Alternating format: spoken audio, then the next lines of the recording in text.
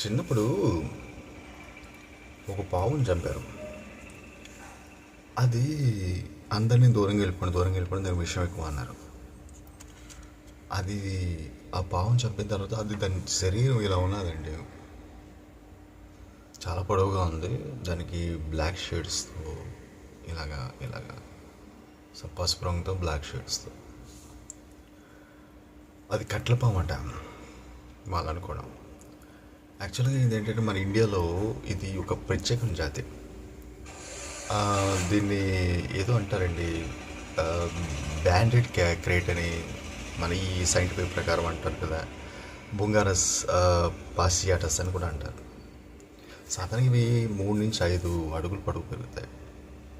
ఇందాక చెప్పినట్టు నలుపు, తర్వాత ఏంటంటే తెల్లగా కానీ పసుపు రంగు తెలుపు రంగు కట్లు కలిగి బ్యాండ్స్గా ఉంటాయి. అందుకే దీన్ని కట్ల పాము అంటారు. తల చిన్నదిగా ఉంటుంది, కళ్ళు పెద్దగా ఉంటాయి, పూర్తిగా నల్లటి కనుపప్పులు ఉంటాయి. వీటి గురించి సేకరించాను కొన్ని వివరాలు.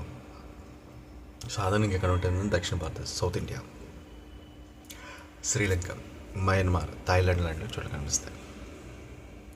అయితే వీటిని పొలాలు, తోటలు, అడవులంచులు, గ్రామీణ ప్రాంతాలు ఎక్కువ చూస్తాం మనం. కానీ రాత్రి వేళ చాలా చురుగ్గా ఉంటాయి. పగటిపూట మట్టి కిందన, రాతి కప్పలో చెట్ల వేలు తప్పండి ముట్టుకున్నాం అనుకోండి. కానీ దీని గురించి చెప్తే, అసలు దీని విషయం గురించి మాట్లాడితేనంటే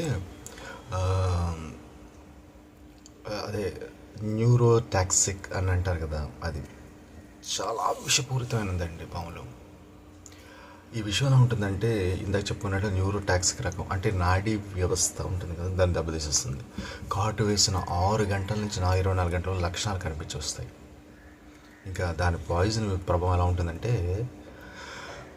శ్వాసకోశ సమస్యలు, పక్షవాతం, మాట్లాడలేకపోవడం, కండరాల బలహీనత ఇలాంటివన్నీ వస్తాయి. ఇక్కడ దీనికి కానీ మెడిసిన్ అదే మెడికల్గా సపోర్ట్ లేకపోతే వస్తాడు. ఓకే, కానీ ప్రాణహాని ఆల్మోస్ట్ ఉంటుంది. దీని ఆహారాన్ని బట్టి తీసుకుంటే ఇది సాధారణంగా ఏంటంటే ఇతర పాములు తింటాయి. అవును, అందుకే వీటికి ఓ పేరు కూడా ఉంది,